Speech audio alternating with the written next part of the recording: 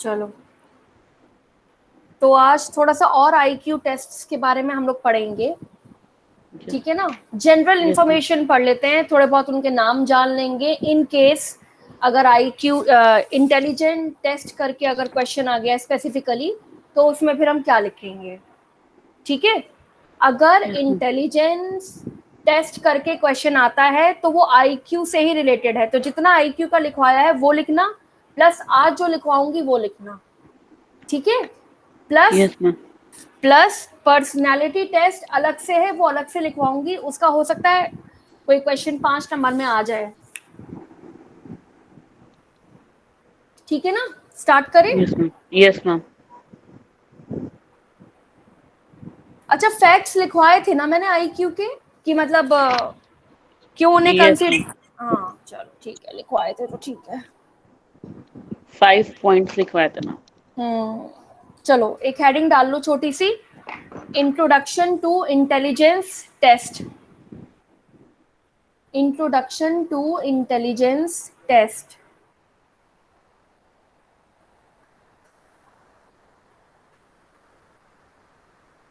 Share कर देना एक बार ग्रुप पे, क्या पता पहुंचा ना हो लोगों तक। मैम शेयर कर दिया है। Okay,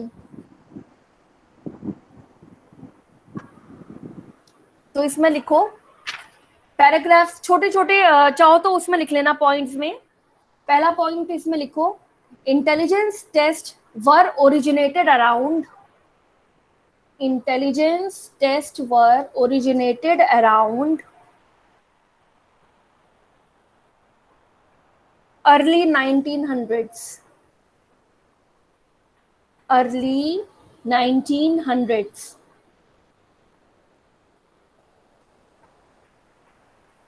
priorly, priorly they were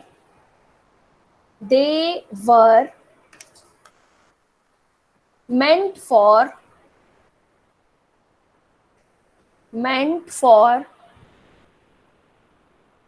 analysis of school going children, analysis of school going children, but later on, but later on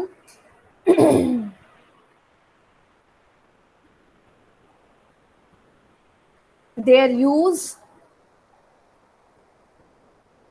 their use spread broadly, their use spread broadly in army and civil services, in army and civil services.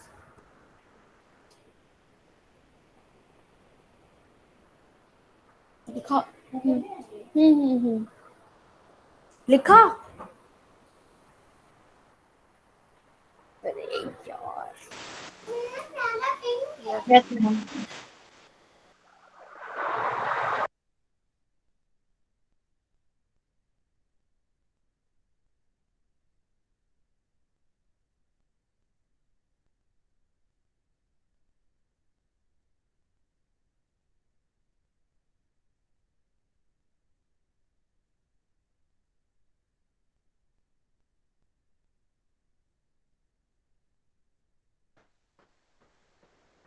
जब मेरी class होती है तो मेरे यहाँ non cooperation movement चालू हो जाता है, nobody wants to cooperate।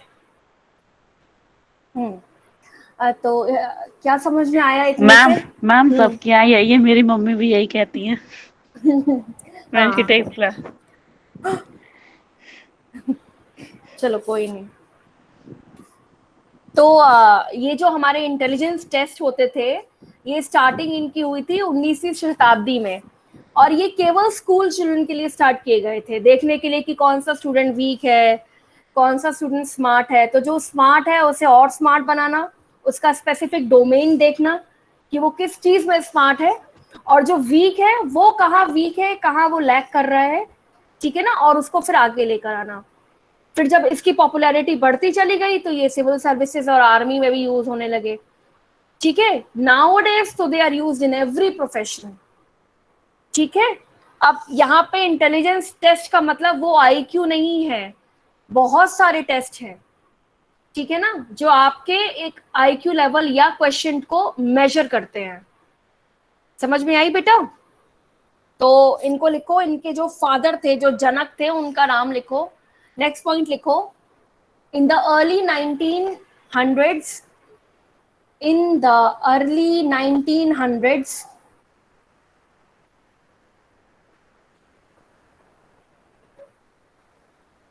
Alfred Bennett, ALFRED, Alfred Bennett, BINET, Bennett.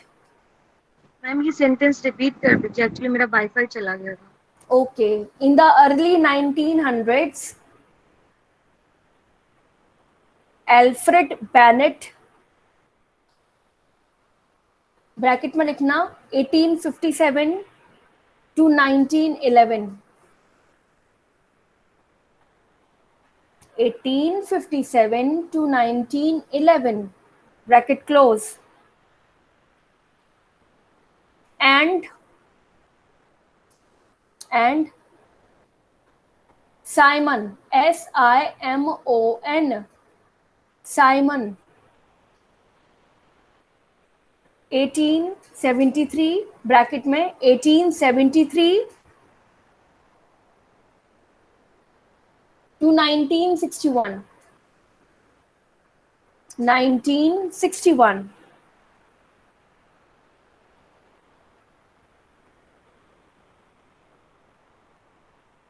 लिखा? Yes ma'am. Yes ma'am. लिखो कॉमा लगा के. Use to make small scale intelligence test. Use to make small scale intelligence test.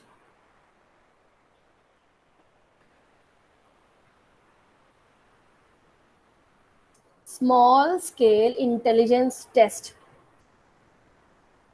Later on, next line में लिख देना ये अगर चाहो तो. Later on,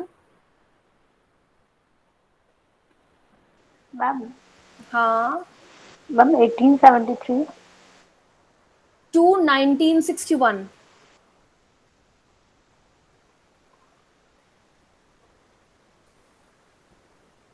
लिखा? Yes ma'am. Later on, due to their popularity,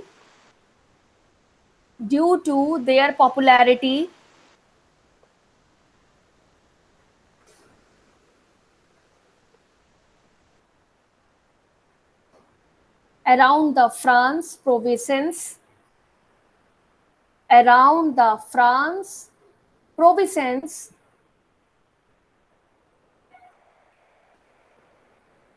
प्रोविसेंस का मतलब होता है फ्रांस प्लस आसपास की जगह में उनकी पॉपुलैरिटी बढ़ती चली गई. Around the France provinces. हाँ बोलो साकिब, देख लिया. साकिब क्यों यहाँ रहता है? मुझे बोलो अंसारी. है मैम, हम भी प्रेजेंट. हाँ दिख गए थे. They were commissioned by the French government.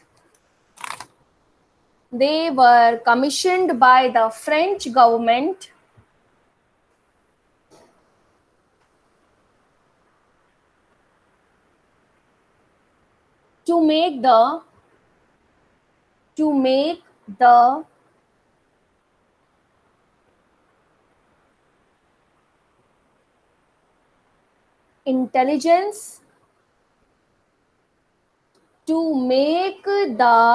intelligence test that could predict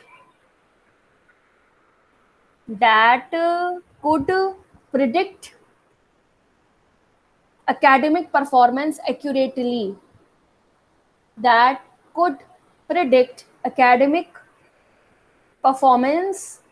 accurately.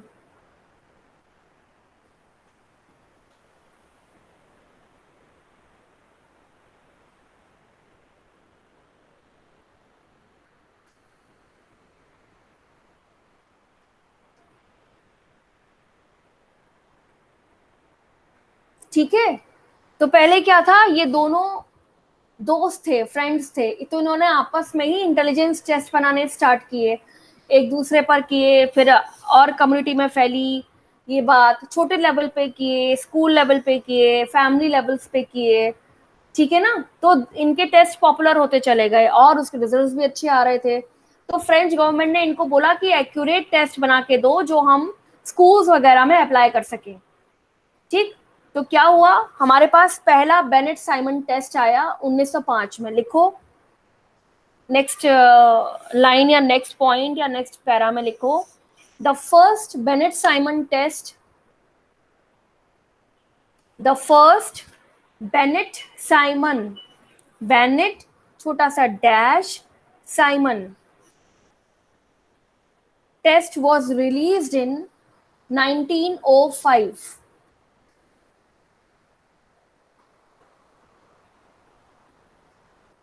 The first Bennett Simon test was released in 1905. It was called Bennett Simon scale. It was called Bennett Simon scale, BSS.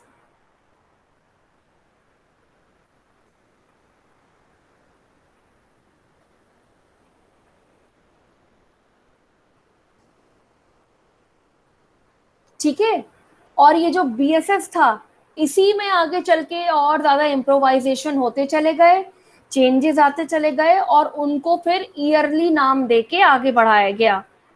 ठीक है ना, ऐसे लिखो, this scale consisted of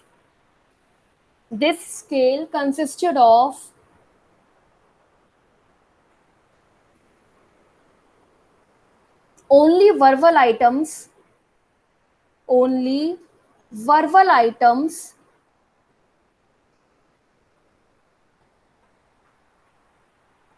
assessing. This scale consisted of only verbal items assessing dash लगा के लिखना, comprehension,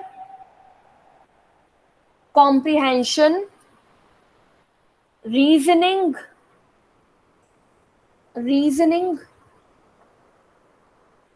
और तीसरा लिखो judgement, comprehension, reasoning and judgment.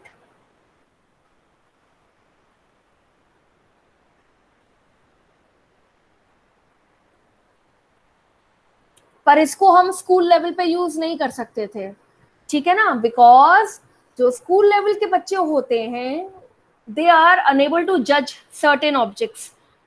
पहला पॉइंट ये था। दूसरा, it was a verbal communication test. तो वर्बल में क्या होता है, you can not depend on the reliability, ठीक है ना, of the examiner and the examinee. ठीक है, उसने क्या बोला, आपने क्या सुना और आपने क्या जॉट डाउन किया, तो ये गड़बड़ हो सकता था। इसीलिए फ्रेंच गवर्नमेंट ने इसे अप्लाई नहीं किया स्कूल्स में। समझ में आया? तो इसमें लिखो, नेक्स्ट पॉइंट पे लिखना, drawbacks of this test were, drawbacks of this test were, पहला, it was a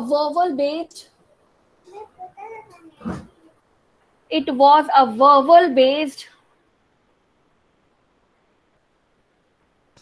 assessment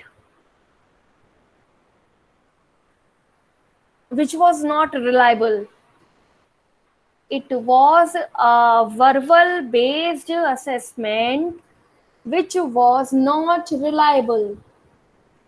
क्यों रिलायबल नहीं था? क्योंकि चेंजेस कोई भी कर सकता है, वर्बल है, कुछ रिटन तो है नहीं, है ना। तो हमने अपने स्टूडेंट को आगे बढ़ाने के लिए उसको फालतू में नंबर दे दिए, वो आगे बढ़ गया, इसीलिए। सेकंड पॉइंट लिखो,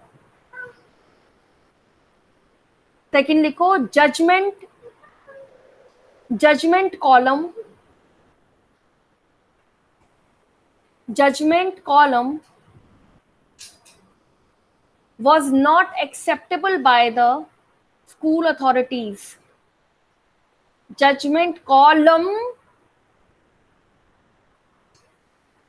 was not acceptable by the school authorities.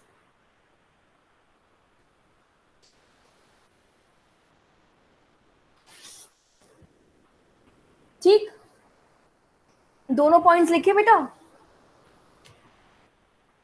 Yes ma'am.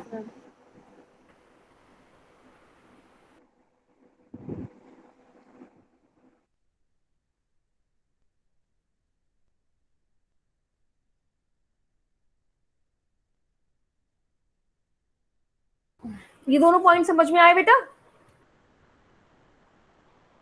Yes ma'am. फिर नेक्स्ट लिखो. In 1908,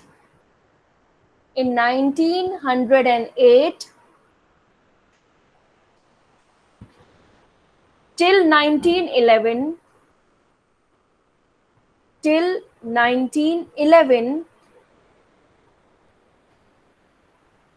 various changes were made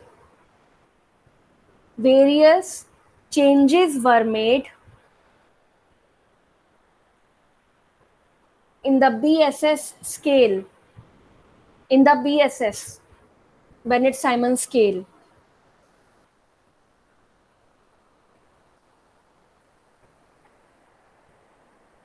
Later on, in 1912, a finalized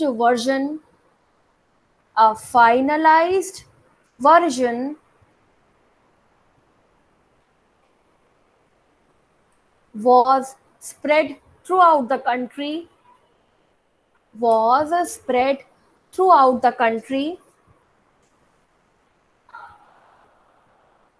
and was worldwide accepted.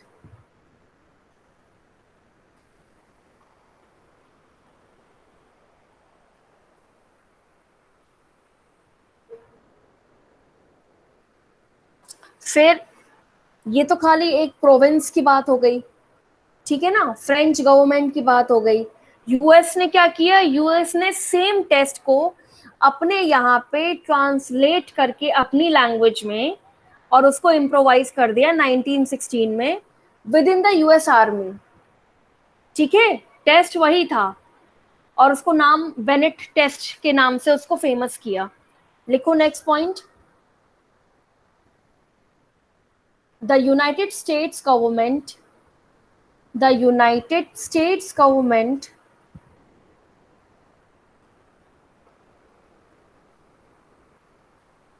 translated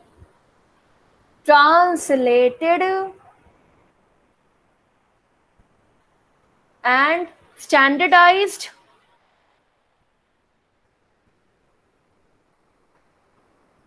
the Bennett-Simon test, translated and standardized the Bennett-Simon test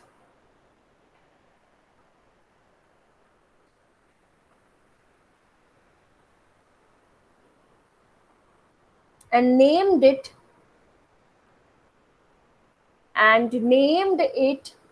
Stanford Bennett test, SBI, Stanford Bennett test या Stanford Binet intelligence test. Ma'am Stanford university है ना बेटा, STANFORD,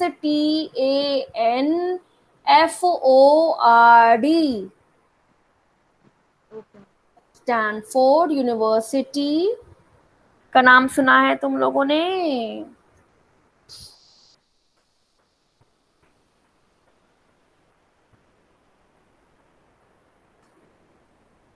तो क्या किया America वालों ने? उसको इम्प्रोवाइज कर लिया, थोड़े चेंजेस किए, अपनी लैंग्वेज में चेंज किया और उसका नाम बदल दिया, स्टैनफोर्ड बेनेट इंटेलिजेंस टेस्ट कर दिया. ठीक है ना. And they started applying it on US army. लिखो इसमें. And it was used in schools as well as US Army. Schools as well as US Army.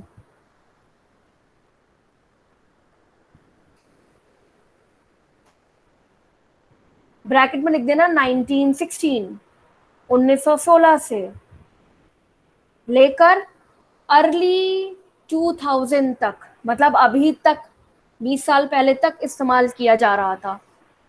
1916 to early 2000s.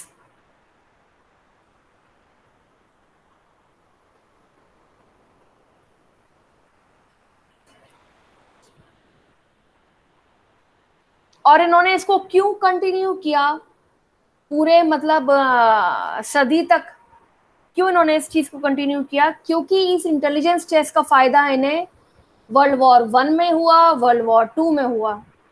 ठीक है, इसीलिए इन लोगों ने इसको इम्प्रोवाइज करके खत्म नहीं किया. They keep on using this technique among their students as well as their army personnels.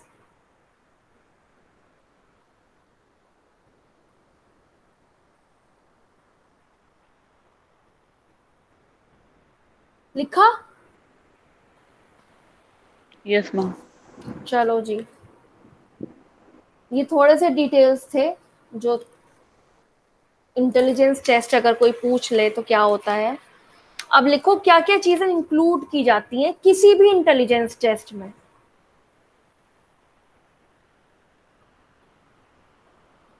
ठीक है, तो पहला एक लिखो जो काफी स्टैंडर्डाइज माना गया है टेस्ट, उसमें क्या क्या चीजें इंक्लूड करी जाएंगी. लिखो थिंग्स टू बी इंक्लूडेड. एक हेडिंग या पैराग्राफ लिख लेना, things to be included in any intelligence test. Things to be included in any intelligence test. तो क्या क्या चीजें देखनी चाहिए? पहला पॉइंट लिखो, it should be beneficial for the weaker section of students. It should be beneficial for the weaker section of students.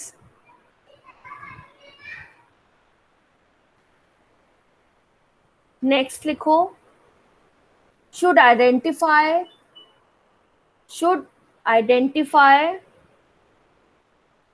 the underachievers. Should identify the underachievers.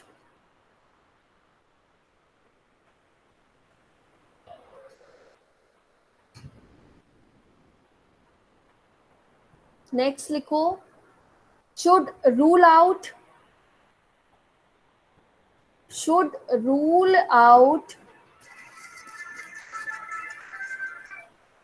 learning disabilities. Should rule out learning disabilities.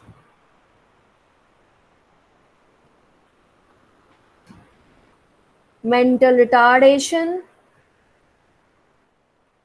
and intellectual disabilities. Mental retardation and intellectual disabilities. Should rule out learning disabilities, mental retardation and intellectual disabilities. Next लिखो, identify students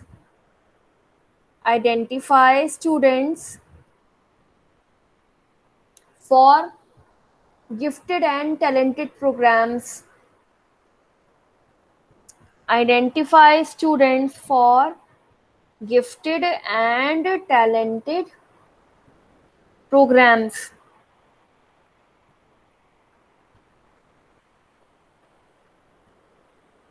Last लिखो, helping and guiding parents.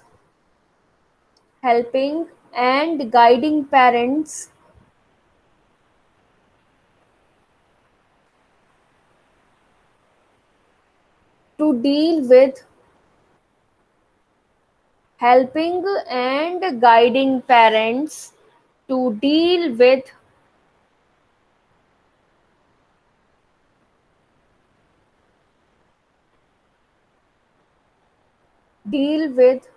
child's educational and vocational program.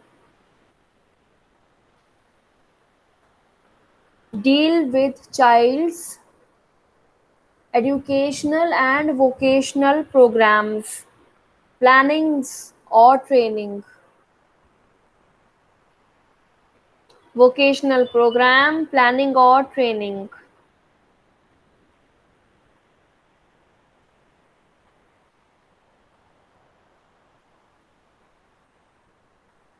लिखा? Yes ma'am.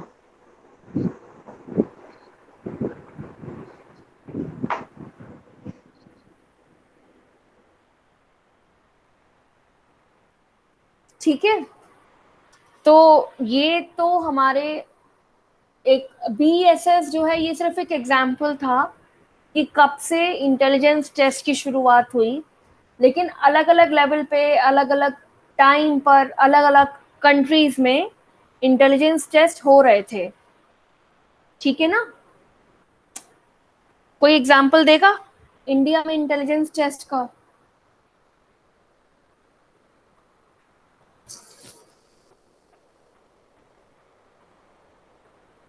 DMIT।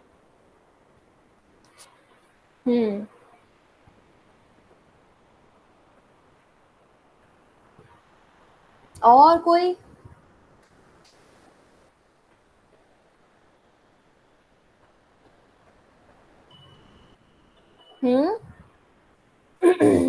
तुम लोग रामायण महाभारत नहीं देखते हो क्या? Ma'am देखी है। तो उसमें तो बेटा माइथोलॉजी में हमारे यहाँ तो इंटेलिजेंस टेस्ट हो रहे थे। इन्होंने तो फिर भी 19वीं शताब्दी में शुरू किया।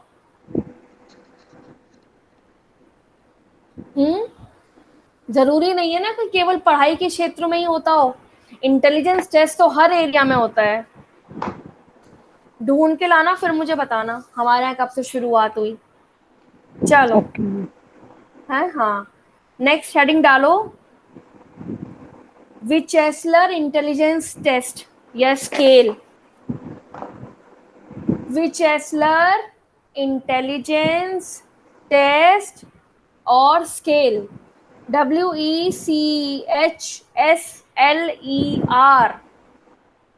विचेस्लर इंटेलिजेंस स्केल और टेस्ट। इसको ब्रैकेट में लिखो vice, WISE, vice.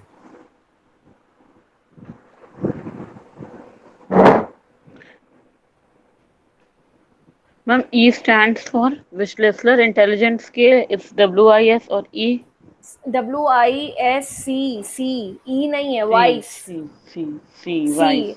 C stand for children, CHILDREN, children, बच्चों हाँ के हाँ लिए। मैम। ठीक है ना? तो ब्रैकेट यस में लिखो vice 4, fourth edition.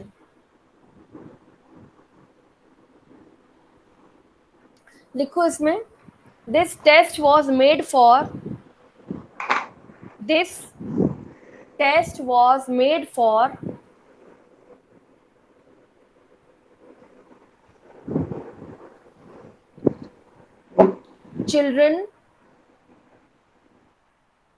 children regarding their intellectual capacities, regarding their intellectual capacities, and became most popular around and became most popular around 2007, became most popular around 2007।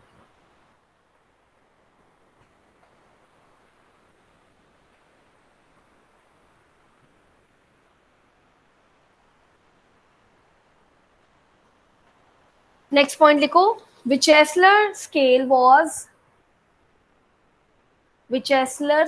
was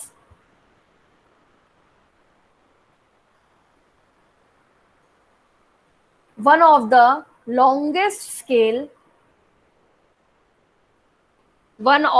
longest scale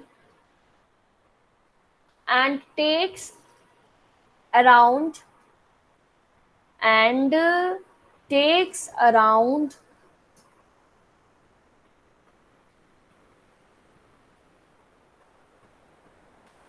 2 to 3 hours. 2 to 3 hours.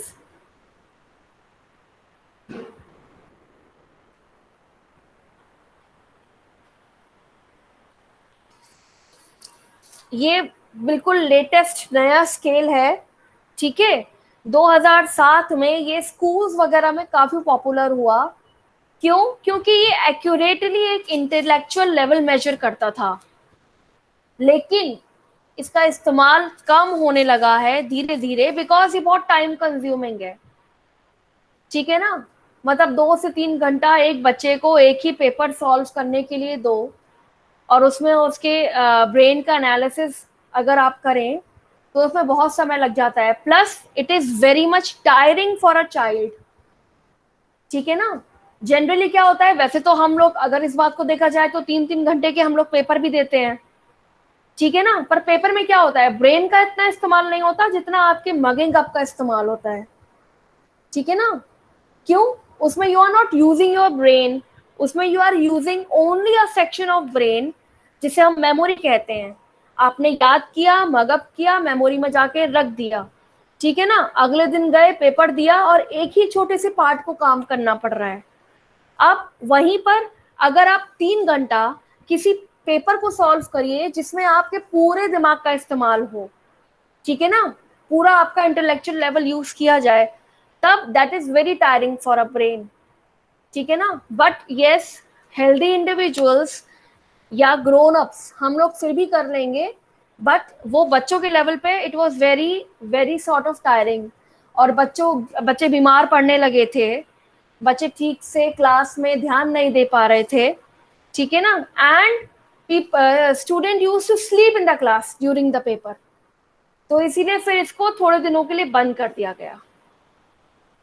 इसके बारे में पढ़ना, ठीक है ना। दूसरी चीज, इसमें इतने सारे कॉलम्स, इतने सारे सेक्शंस थे कि फिर हर चीज अगर आप समझा रहे हो तो उसमें बच्चे का ब्रेन तो नहीं यूज हो रहा है, ठीक है ना। तो इसको क्या हुआ, ये एक तरीके से प्योर टेस्ट नहीं रह गया, इसमें टीचर और पेरेंट्स इन्वॉल्वमेंट भी होने लगा। तो इसको थोड़े दिनों के लिए फिर बंद कर दिया गया, फिर इसका इम्प्रोवाइज्ड वर्जन आया था। समझ में आया? But it is the best test ever for school going children.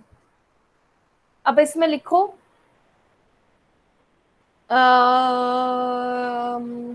इसमें लिखो points included in the test are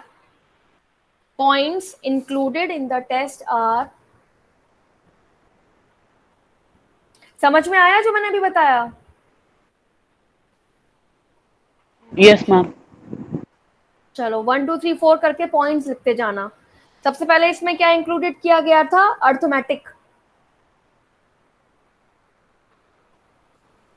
ठीक है।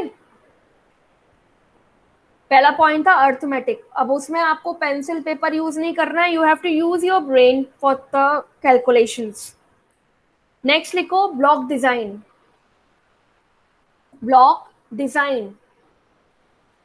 पहला अर्थमेटिक, नेक्स्ट है ब्लॉक डिजाइन, उससे अगला लिखो कैंसिलेशंस।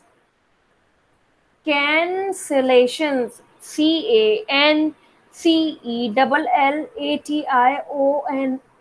कैंसिलेशंस। नेक्स्ट है coding, CODING, coding. Next comprehension,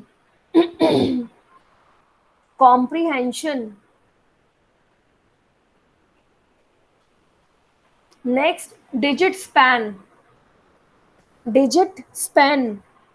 DIGIT, digit, SPAN, span. Next, letter number sequencing. Letter number sequencing. Next, matrix reasoning. Matrix reasoning, MATRIX. Next, picture completion. Picture completion. Next, picture concept. Picture concept. Next, similarities. Similarities.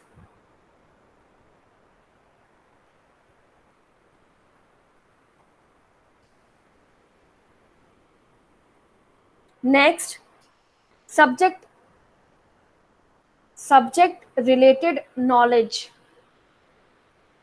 Subject related knowledge. Next, symbol search. Symbol search.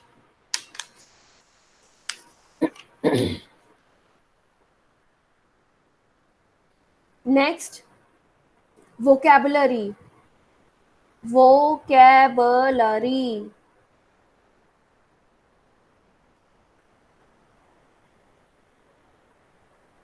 Next, word reasoning. Word reasoning.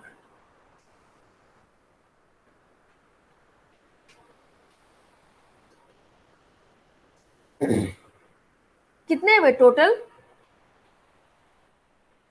Ma'am 15। Okay, वाह wow. तो ये सारे 15 points आपको 2 से 3 घंटे का ये time period रहता है, उतने में सॉल्व करने हैं एक स्टूडेंट को। हाँ, कितना डिफिकल्ट है ना? Yes ma'am. हाँ बोलो सीमा। मैम किस एज के बच्चे मतलब इसमें रहते थे जो सॉल्व करते थे? स्कूल गोइंग स्टूडेंट्स बेटा। स्कूल गोइंग कौन सी क्लास से होते हैं? आप लोगों ने कभी IQ टेस्ट वगैरह दिए हैं? कौन से लेवल से स्टार्ट होते हैं बताओ?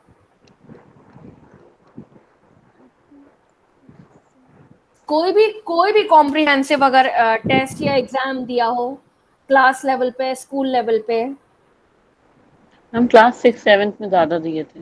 5th 6th 7th से स्टार्ट हो जाते हैं ना, 5वीं कक्षा से स्टार्ट हो हाँ। तो ये सब 5वीं कक्षा के बाद के टेस्ट हैं।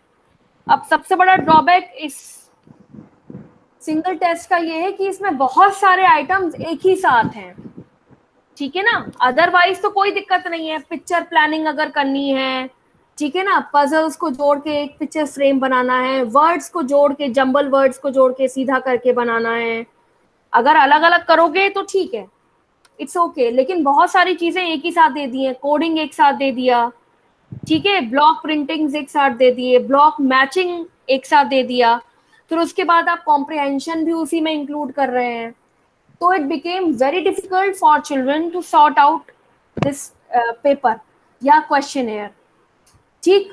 तो आगे चल के क्या किया गया कि इसको अलग अलग सेक्शंस में डिवाइड करके फिर उनको दिया गया, ठीक है ना। जैसे कि वोकैबुलरी, वर्बल कम्युनिकेशंस के जो जो चीजें इंपॉर्टेंट थी उनको एक साथ करके उसका एक अलग बना दिया गया इंटेलिजेंस टेस्ट, और जितने भी block printing, coding, picture making, sequencing से रिलेटेड थे उनको सब ग्रुप अप करके एक अलग बना दिया गया। जितना भी पर्सनैलिटी रिलेटेड था उसको एक अलग सेक्शन में कर दिया, ठीक है ना। अलग सेक्शन मतलब एक सिंगल क्वेश्चनेयर या एक सिंगल जो स्केल था हमारा, टेस्ट था हमारा, उसी को तोड़ तोड़ के अलग 3-4 भागों में डिवाइड कर दिया। अब वो इजी है करने के लिए, मुश्किल से आधा घंटा 1 घंटा में हो जाएगा, ठीक है ना। प्लस एक साथ पूरा आपको सॉल्व नहीं करना पड़ेगा। हाँ, ये है कि इससे जो एग्जामिनर है उसका काम बढ़ जाता है, ठीक है ना। एक तो फायदा ये हुआ, दूसरा फायदा ये हुआ कि students are easily able to participate in small scale test rather than a huge one. ठीक है ना। अगर आपको अभी बोला जाए कि सिमिलैरिटीज ढूंढो या डिफरेंसेस ढूंढो, होता है ना, तो बड़े आराम से हम लोग डिफरेंसेस ढूंढ लेते हैं। पर वहीं पे बोला जाए कि डिफरेंसेस भी ढूंढो, कोडिंग भी करो, इसकी कलर मैचिंग भी करो, तो वो it will become difficult, not for you but for your brain to identify. ठीक है, तो उसमें मिक्सिंग हो सकती है, उसमें गड़बड़ हो सकती है। इसीलिए एक बड़े स्केल को छोटा करके 2-3 अलग अलग स्केल्स बना दिए गए। इतना समझ में आया बेटा?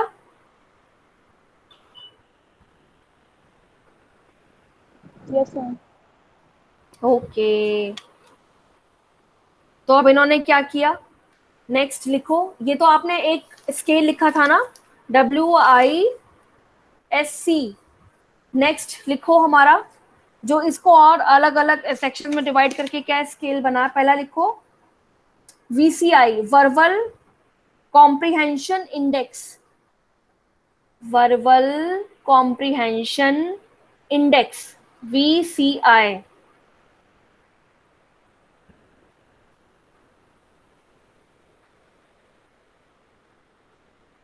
लिखा? Yes, ma'am. इसमें इन्होंने क्या ऐड किया, लिखो। It included the vocabulary and comprehension sections, the vocabulary and comprehension sections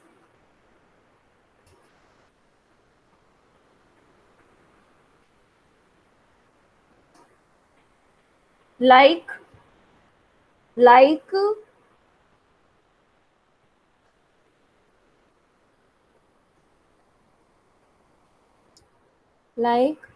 information and word reasoning, information and word reasoning,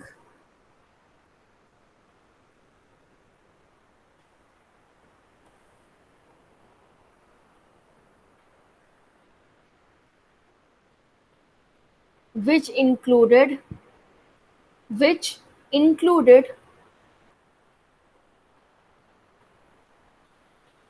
comprehensive knowledge, which included comprehensive knowledge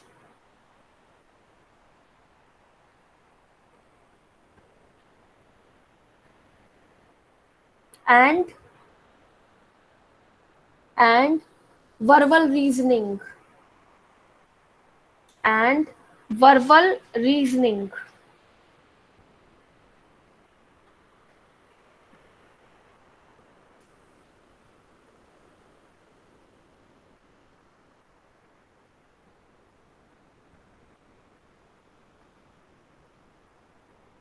लिखा? Yes, ma'am. तो इन्होंने क्या किया, इसमें किसको इंक्लूड किया है, केवल वोकेबलरी और कॉम्प्रिहेंशन को। ठीक है ना। तो उसमें हमारा वर्ड मेकिंग, वर्बल रीजनिंग या कॉम्प्रिहेंशन राइटिंग, ये सारी चीजें plus knowledge of the facts, ये सब चीजें इंक्लूड होती हैं। अब ये इजी है as prior to that one. फिर नेक्स्ट लिखो PRI, perceptual reasoning index, perceptual reasoning index, PRI, perceptual reasoning index, PRI। अब इसमें क्या क्या इंक्लूड किया गया, लिखो। It included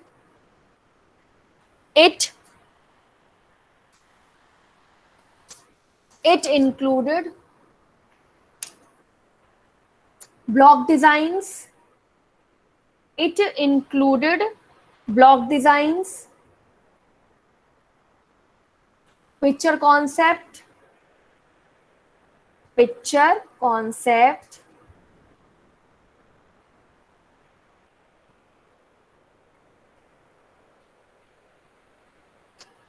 matrix reasoning,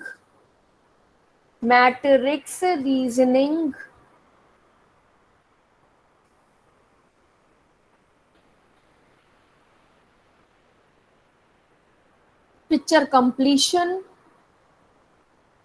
picture completion,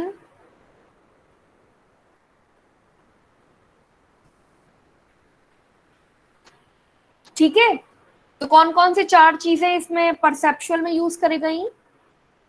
block design, picture concept, matrix reasoning and picture completion. इससे हो क्या रहा था? इसमें लिखो it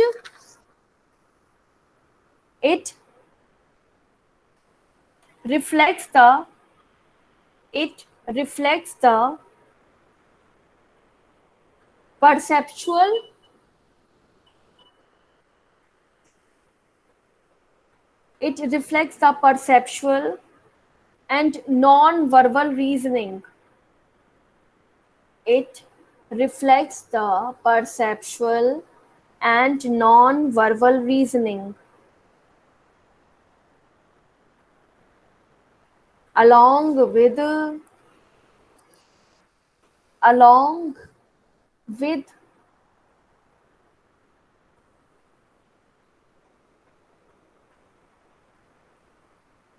spatial, spatial, spatial processing abilities,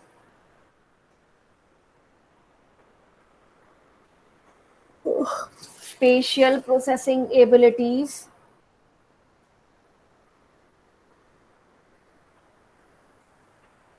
and visual spatial motor integration and visual spatial motor integration.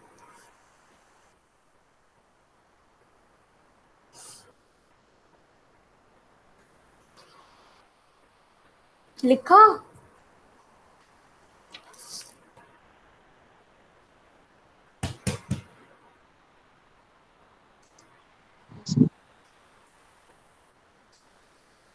Next लिखो।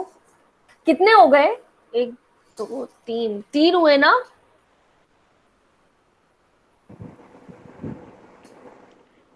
Ma'am इन perceptual reasoning index. नहीं नहीं बेटा, ओवरऑल कितने टेस्ट हो गए? मैम 3 है ना? एक तो पहला Yes, हमारा विचेस्लर वाला, यस मैम। दूसरा हमारा ये क्या नाम, वर्बल वाला, यस मैम। हाँ, और तीसरा हमारा परसेप्चुअल। Yes ma'am. अब चौथा लिखो working memory index, WMI, working memory index.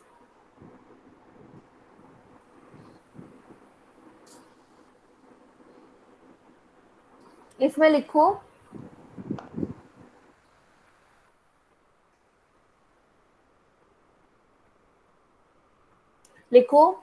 it comprises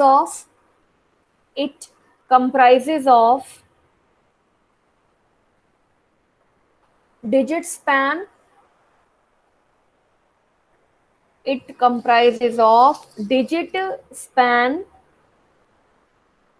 and letter number sequencing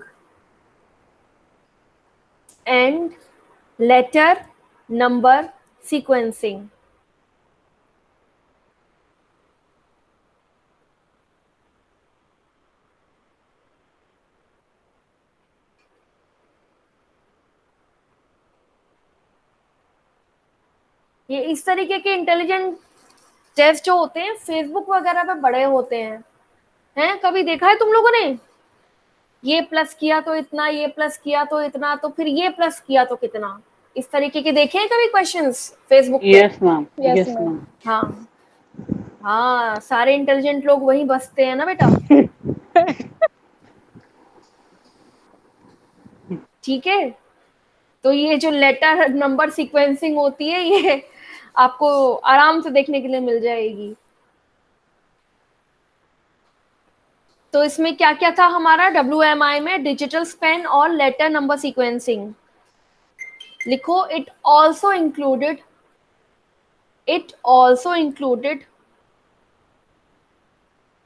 arithmetic equations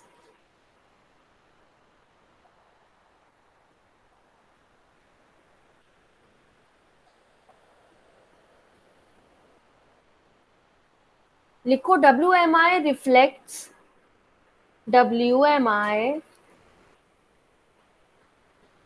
reflects students working capacity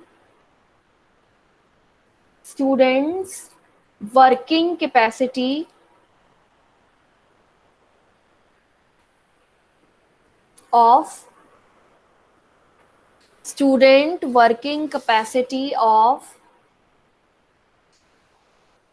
memory,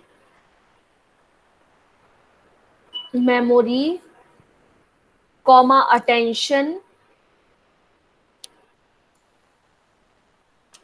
concentration and mental control.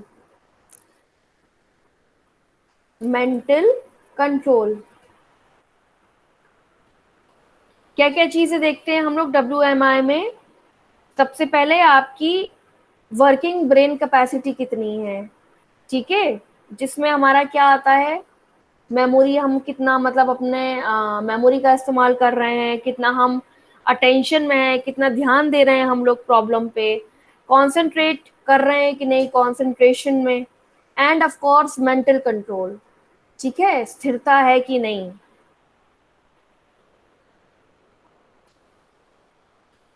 Next लिखो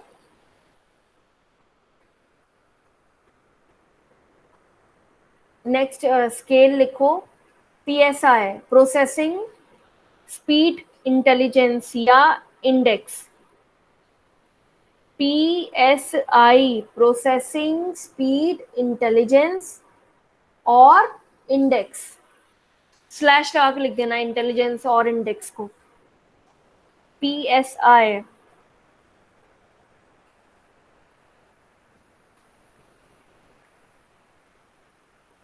लिखो, it includes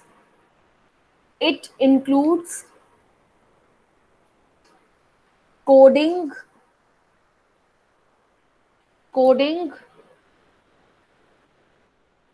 symbol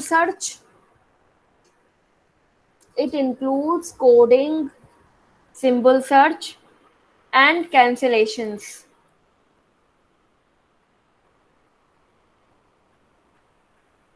Coding, symbol search and cancellations. Next point लिखो इसी में, it reflects the student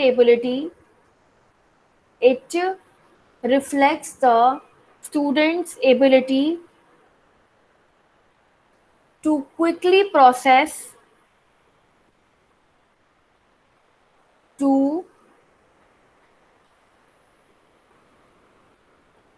process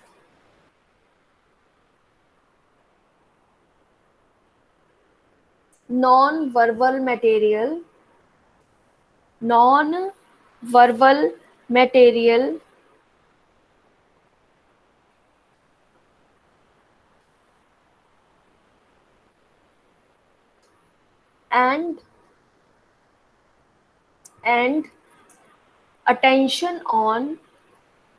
and attention on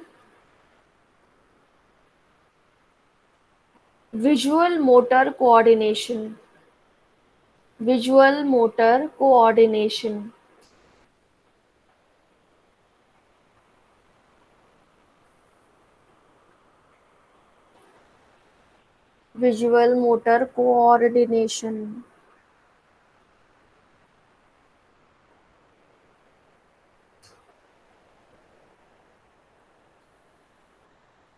लिखा? Yes, ma'am. Ma'am, but please explain this.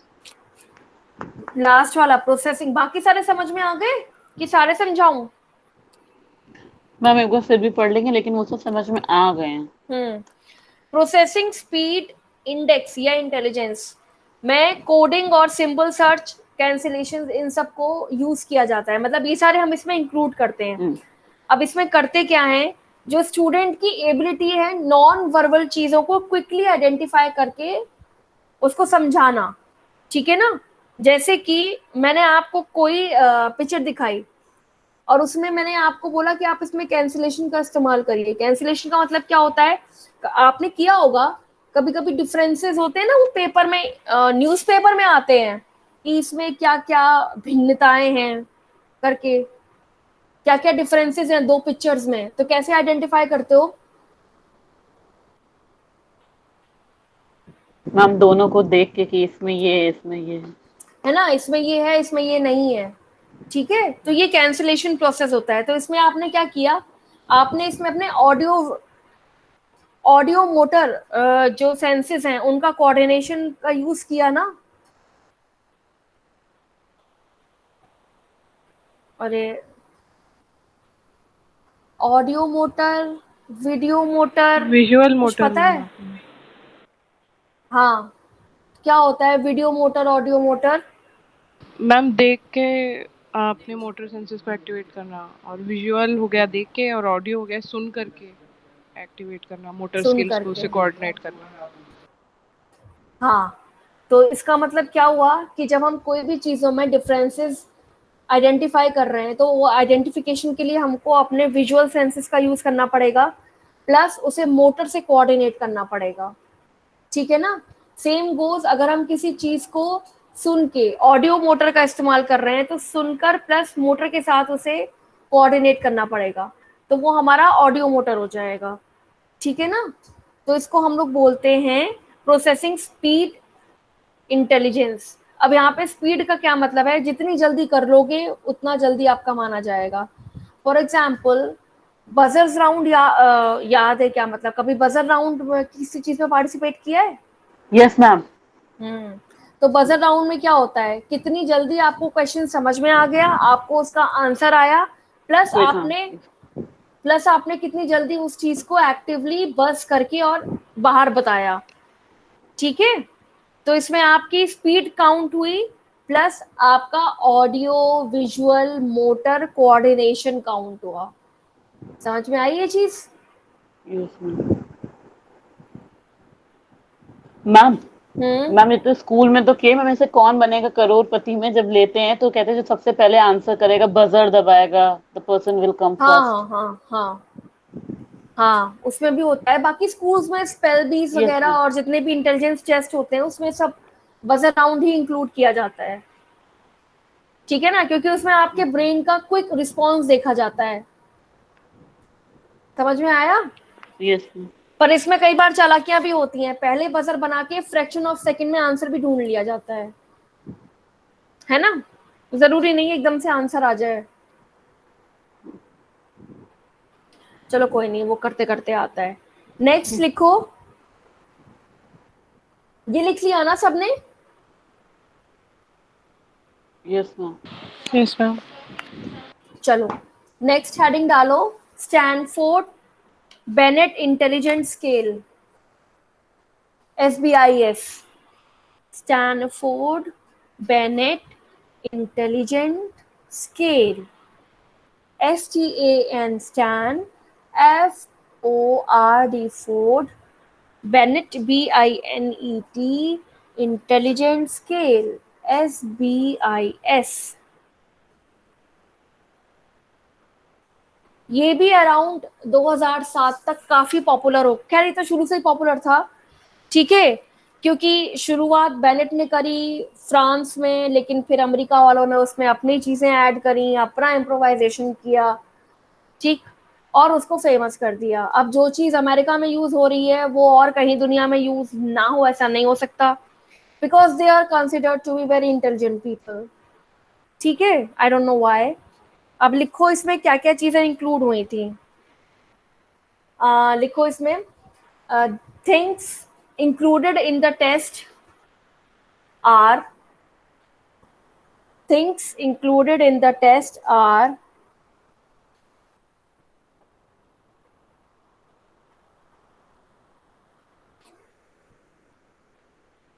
लिखो इसमें पहला, 5 factor involvement, 5 factor involvement, that is that is dash लगा के लिखना। पहला लिखो fluid reasoning, fluid FLUID, fluid reasoning.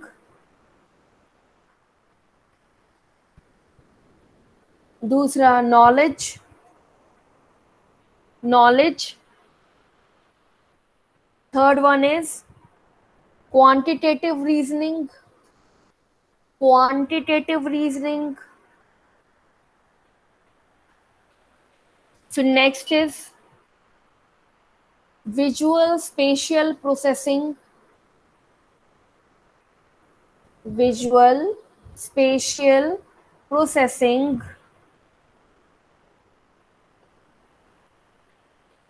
And fifth one is working memory, working memory.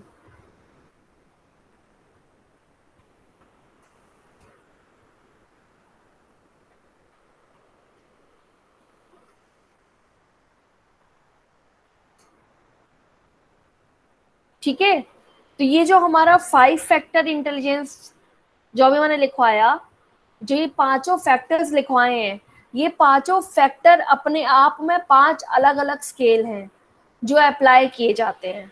ठीक है ना, किसके अंडर? एक सिंगल स्केल के अंडर। समझ में आया?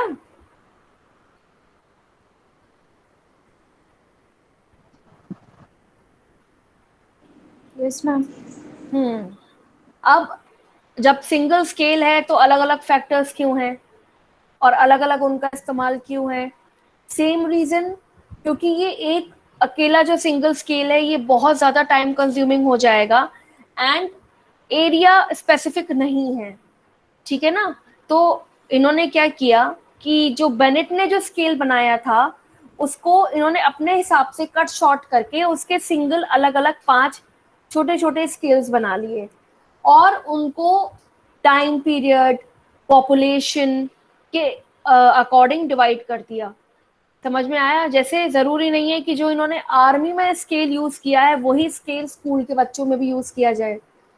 ठीक है, दूसरी चीज, बेनेट के जो स्केल्स थे जो बेनेट और साइमन ने बनाए थे वो केवल और केवल स्कूल चिल्ड्रन को इंक्लूड करते थे, लेकिन जो स्टैनफोर्ड यूनिवर्सिटी में बनाए गए स्केल्स हैं उनमें बेनेट के स्केल्स को इंक्लूड करके इम्प्रोवाइज करके चेंजेस लाके एडिशंस एंड सब्ट्रैक्शंस करने के बाद उसमें हम 2 साल से लेके 85 ईयर्स तक के IQ लेवल्स को चेक कर सकते हैं। ठीक है ना, तो ये चीज लिख लो, ये चीज इंपॉर्टेंट है। लिखो the scales used by the scales used by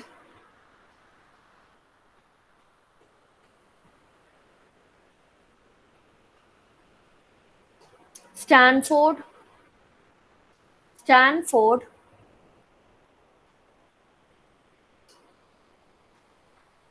have a wider range of speculations and use have a wider range of speculations and use starting from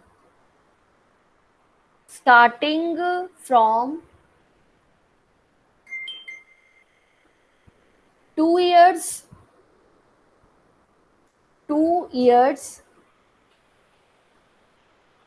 till 85 years. 2 years till 85 years of age.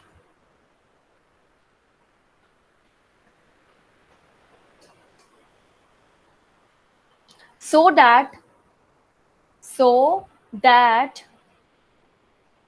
a large number of population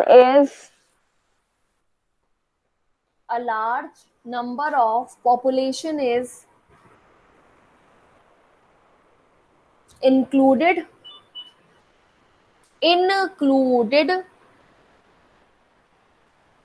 and benefited. so that a large number of population is included and benefited.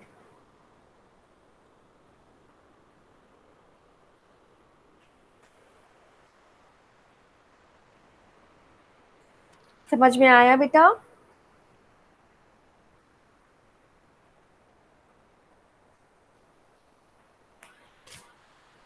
Yes ma'am. ठीक है, अगर आपको याद हो तो मैंने आपसे कहा था कि जो बेनेट और साइमन थे वो छोटे लेवल के स्केल बनाते थे, तो फ्रेंच गवर्नमेंट ने बोला कि ऐसे स्केल्स बनाओ जो कि स्कूल में हम लोग इंक्लूड कर सके। ठीक है, तो जो उनका स्केल था that was restricted to a smaller amount of population. अब इन्होंने क्या किया यूएस वालों ने, तभी इनको फायदा भी हुआ जब इन्होंने आर्मी में अप्लाई किया तो वर्ल्ड वॉर सेकेंड और फर्स्ट के दौरान इन्होंने उसी स्केल के अलग अलग सेक्शंस बनाए, प्लस उसमें अपने कंट्री, रीजन, एनवायरमेंट और आसपास के जितना भी वो था एक्सपोजर, सबको इंक्लूड करके अलग अलग सेक्शंस में टेस्ट बनाए और उनको इम्प्रोवाइज किया, तो उसमें लार्जर नंबर ऑफ पॉपुलेशन भी यूज हो रही है। ठीक है ना? अब ये थोड़ा सोचने वाला विषय है कि 2 साल के बच्चे और 85 ईयर्स के बूढ़े आदमी पे स्केल का क्या काम है ना? बट लेकिन देखा जाए तो मेन काम तो उन्हीं के ऊपर है स्केल का। कैसे? हम देख सकते हैं स्केल्स को अप्लाई करके कि कहाँ क्या कमी आ रही है एक 2 साल के बच्चे में। ठीक है ना? उसका जो लेवल है वो कहाँ पे गिर रहा है इंटेलिजेंस, तो हम उस चीज को इंक्लूड कर सकते हैं। ये बहुत इंपॉर्टेंट है डिलेड माइलस्टोन्स वाले बच्चों में। समझ में आया? जब हम आइडेंटिफाई करेंगे कि एक नॉर्मल इंडिविजुअल से वो 2 साल का बच्चा अपनी ही उम्र के 2 साल के बच्चे से कहाँ लैग कर रहा है, तो हम उस चीज को इम्प्रोवाइज करने की, इम्प्रूव करने की कोशिश करेंगे ना। Same goes with that 85 year old. ठीक, कि क्या क्या प्रॉब्लम्स हैं, डिमेंशिया है, एल्जाइमर्स है। और आपको तो पता ही होगा as far as I know कि वर्ल्ड में US is the only country जहां एल्जाइमर से सबसे ज्यादा पेशेंट पाए जाते हैं। मतलब पाए हमारे यहाँ भी जाते हैं पर वहां पे ज्यादा होता है। समझ में आया?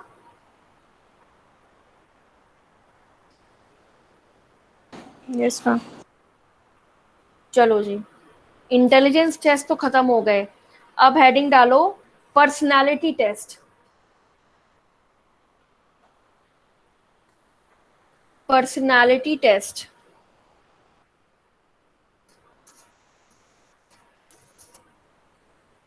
पर्सनालिटी क्या होती है?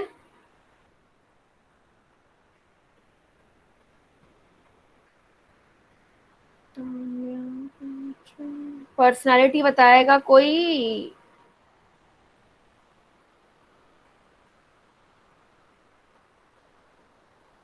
हम्म,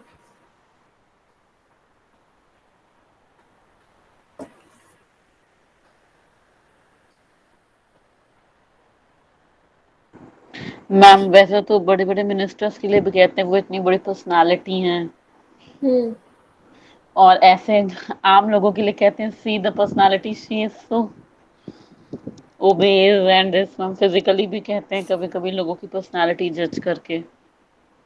अच्छा, पर्सनालिटी आजकल वो क्लासेस भी तो चलती हैं बेटा, पर्सनालिटी सुधारने वाली, क्या बोलते हैं उनको यार, बॉडी लैंग्वेज क्लासेस, है ना? उससे पता चल जाता है सामने वाला क्या सोच रहा है, क्या बोलने वाला है, क्या करने वाला है। Personality development. कोर्स। तो उसमें क्या डेवलप कराते हैं? आपका ओवरऑल जो, स्मार्टली। हाँ, जो आपकी ओवरऑल एक इमेज है उसको सुधारा जाता है। ठीक है, आपका उठना, बैठना, बात करना, the way you sit, the way you stand, the way you walk, the way you talk. ठीक है, तो you should be more presentable in your personality. ये होते हैं हमारे पर्सनैलिटी टेस्ट। बोलो Nehal. Ma'am people usually assume कि पर्सनालिटी एक पर्सन की हाइट, वेट यही होता है। उससे ज़्यादा उन लोगों को पर्सनालिटी का समझ नहीं आता कि it's a way how you represent yourself. उनको लंबे लोग दिखते हैं तो हम्म, जैसे कि क्या पर्सनालिटी है, कोई मोटा दिख गया, छोटा दिख गया, उसकी कोई पर्सनालिटी नहीं है. People are so judgy in this matter. वो लोगों का बेटा कॉन्सेप्ट एक्चुअली क्लियर नहीं है ना, है ना. Ma'am, I was also suggested to join the personality development course. वो तो सभी के लिए होना चाहिए एक्चुअली. स्कूल्स में तो मैंडेटरी भी हो गया है शायद कि वो करना ही करना है. पर्सनैलिटी होती है इम्पोर्टेंट अपने आप को प्रेजेंट करने के लिए, ठीक है ना. पर्सनैलिटी मतलब एक पर्सन अपने आप को कैसे प्रेजेंट कर रहा है इन फ्रंट ऑफ अदर्स, ठीक है. And this is very important. If you don't know how to present yourself, फिर आप कितने ही इंटेलिजेंट क्यों ना हो, आप कितने ही रिच क्यों ना हो, there is no use of that, ठीक है ना. कहावत सुनी होगी, a man is known by the shoes he wears. सुनिए. Yes, ma'am. हाँ, तो आप हाईली इंटेलिजेंट हैं पर आप कहीं पर चप्पल पहन के चले जाएंगे तो they won't consider you anything, ठीक. वहीं पर आपको कुछ नहीं आता है, आप सिर्फ बातों के अच्छे हैं और आप हाई फाई कपड़े और जूते पहन के चले जाइए, तो दो दो इंसानों में डिफरेंस अपने आप दिख जाएगा, ठीक है ना. हाँ, वो बात अलग है कि बाद में पता चलेगा कि कौन कितना है होशियार, लेकिन first look is very important, ये सब लोग कहते हैं, ठीक है. Impression is the last impression.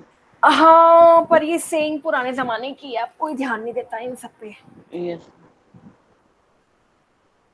चलो जी, तो कोई पर्सनालिटी टेस्ट तो पता ही नहीं होंगे हम लोगों को, है ना. मुझे भी आज ही पता चले हैं पढ़ने के बाद. लिखो पर्सनालिटी क्या होता है. लिखो personality test. Personality test attempts to measure. Personality test attempts to measure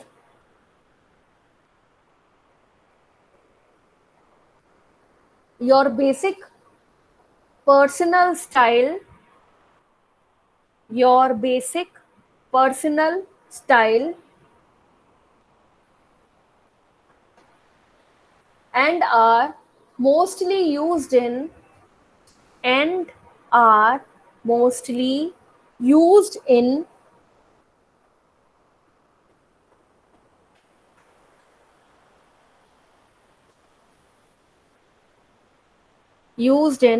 research and forensic settings. Research and forensic settings.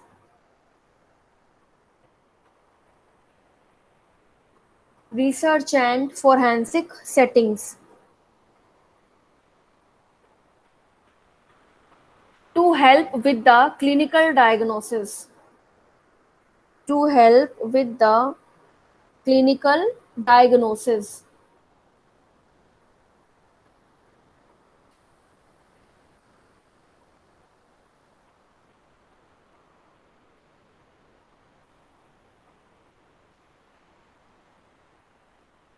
ठीक है.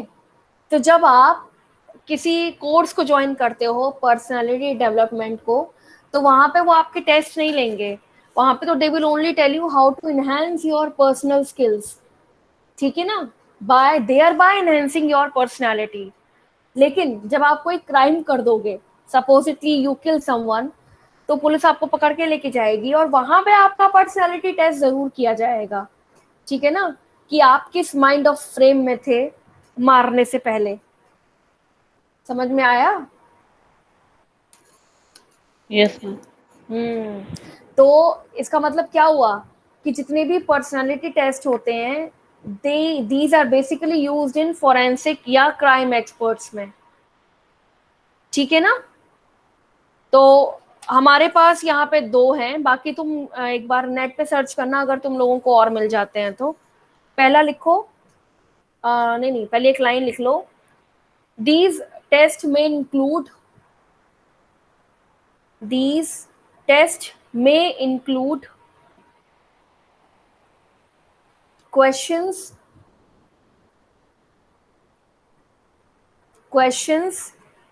which are close-ended.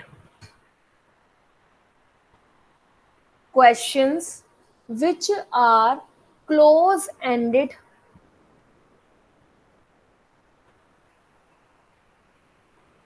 close ended, and sometimes questions which have small description, and sometimes questions which have small description.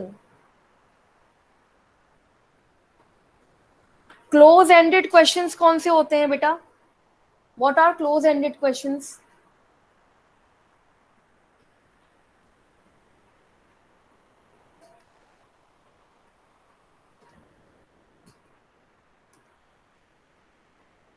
Open ended, close ended questions हुआ करते थे.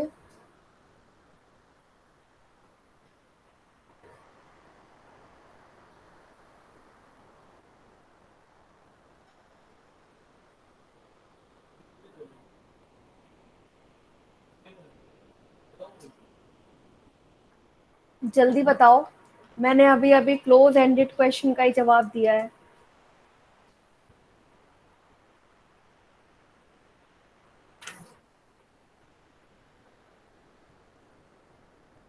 Ma'am open ended वो होते हैं जिसमें हम यस और नो के अलावा भी जवाब दे सकते हैं. शायद close ended are the question जिसमें सिर्फ हाँ या ना ही आंसर होता है. जिसमें आप और कुछ बोलेंगे ही नहीं. Close ended questions are only yes and only no. ठीक है. एंड ओपन एंडेड जहां पे आपका डिस्क्रिप्शन चालू हो जाए. ठीक है. तो जब हम ये वाले टेस्ट कंडक्ट करते हैं तो वो दो ही प्रकार के टेस्ट होते हैं, या तो ओपन एंडेड होंगे, मतलब या तो डिस्क्रिप्शन वाले होंगे या फिर क्लोज एंडेड क्वेश्चंस होंगे. ठीक है. तो जल्दी से इनके नाम लिख लो. पहला वाला लिखो.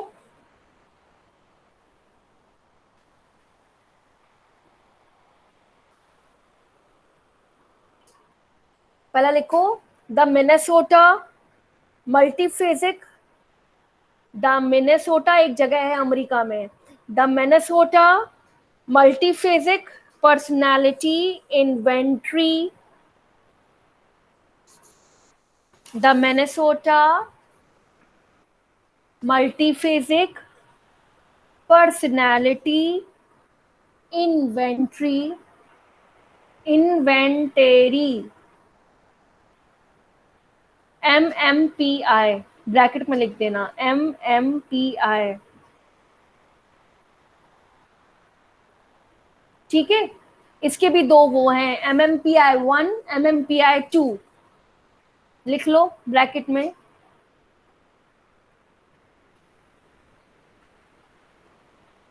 MMPI the Minnesota multiphasic personality inventory. इसके भी दो हैं, MMPI 1 और 2. जो सेकंड है वो रिवाइज्ड एडिशन है. ब्रैकेट में लिख लो MMPI 2 ब्रैकेट में रिवाइज्ड एडिशन.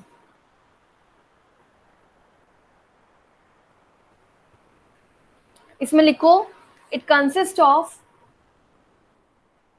लिखा बेटा इतना? Yes ma'am. हाँ, तो इसके आगे हाँ फर्स्ट बोलो सेकंड के पूजा. बाद में क्या लिखना था? Revised edition. Ma'am first second second के बाद में क्या जहाँ लिखना सेकंड था? लिखा है वहां. अरे जहां फर्स्ट सेकंड लिखा है वहां सेकंड के बाद ब्रैकेट में ओके, लिख समझ लो गई. Revised edition. समझ गई ना? चलो इसमें लिखो these include.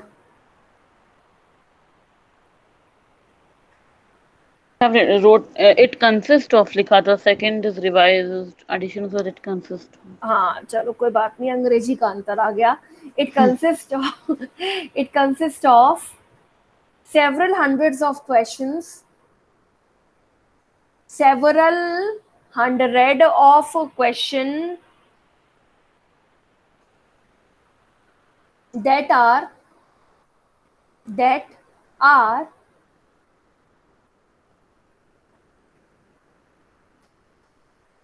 completely close ended. Completely close ended.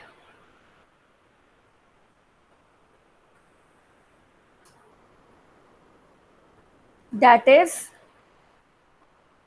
is only yes and no. Only yes and no.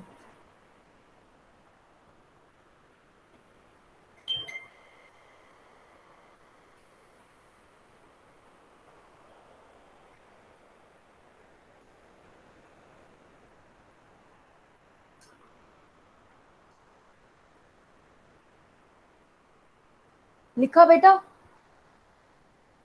Yes ma'am. मतलब कि इसमें बहुत सारे क्वेश्चंस होते हैं जो सिर्फ क्लोज एंडेड होते हैं, मतलब you have to answer in only yes and no. ठीक है, नेक्स्ट लिखो। ये था हमारा मिनेसोटा। नेक्स्ट लिखो टेस्ट हमारा the Rorschach, RORSCHACH, the Rorschach, या ब्रैकेट में लिखो ink blot, INKBLOT, ink blot test, the Rorschach और ink blot test.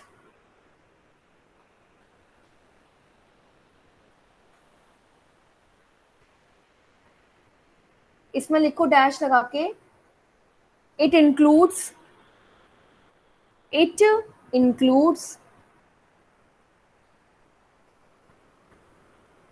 several descriptive cards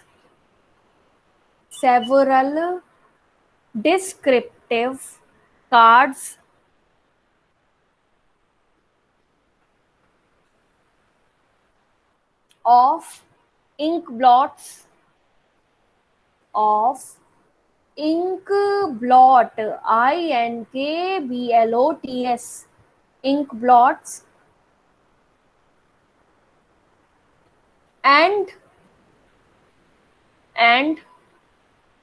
the person has to give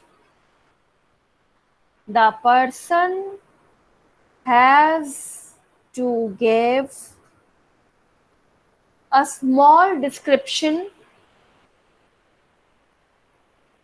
small description about the card.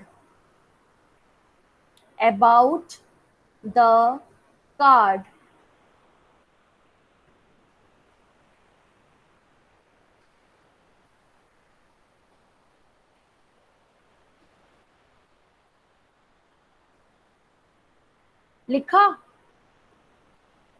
Yes ma'am. इसी में एक line और लिख लो, the feelings and expressions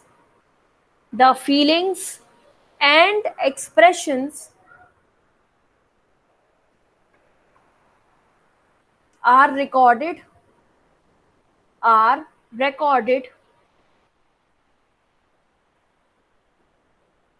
as soon as the person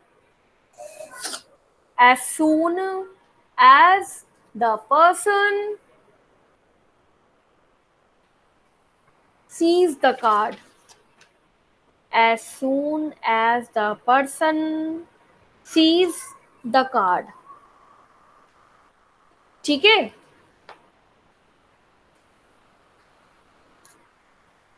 ma'am please explain this. मुझे लग ही रहा था। इंक ब्लॉट क्या होता है?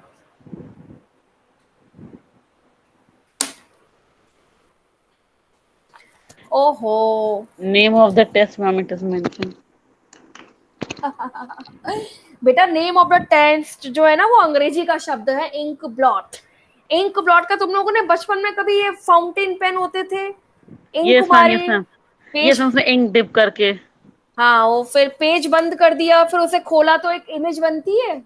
Yes ma'am. है ना? नहीं तो अभी करके देख लेना, उसको इंक ब्लॉट बोलते हैं। तो ये साइकोलॉजिकली असिस्टेड टेस्ट होते हैं।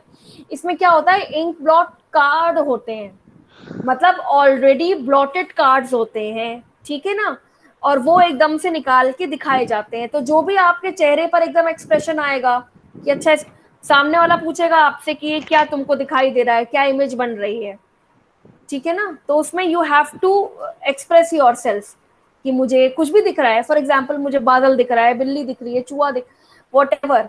तो हर चीज को कैमरे में उसको क्या किया जाता है, कैप्चर किया जाता है, the way you are giving the explanation plus your facial expressions, ठीक है।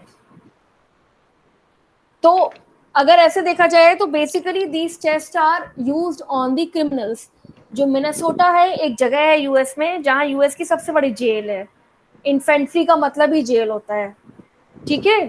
तो ये वहाँ के जो जितने भी वो रहने वाले हैं कैदी, ये उनके ऊपर इस्तेमाल किए जाते हैं टेस्ट, देखने के लिए कि वो कितने ज्यादा सुधरे हैं कि नहीं सुधरे हैं छूटने से पहले।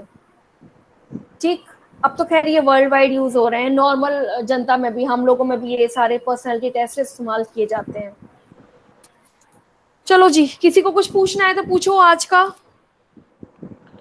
मैम अब तो हम लोग बादल में भी देख लेते हैं, एक अपना फेशियल एक्सप्रेशन बनाते हैं जो इमेज बन के आती है, पेड़ों में भी और फेसबुक में तो मैम छा ही रहती हैं ऐसी चीजें। पर उनको बेटा टेस्ट में नहीं इंक्लूड कर सकते ना। नहीं मैम, इंडिया में। इंडिया तो इंडियंस तो खैर क्या बताएं हम लोग तो। चलो अब शक्ल दिखा दो अपनी अपनी, who is there. Ma'am in next turn next topic will be started ना। नेक्स्ट यूनिट, हाँ next unit will be started. 8th unit. तो ये वाली पूरी यूनिट पढ़ लेना, फिर मुझे पूछ लेना। This was very vast. वास तो है, आ जाओ सब लोग।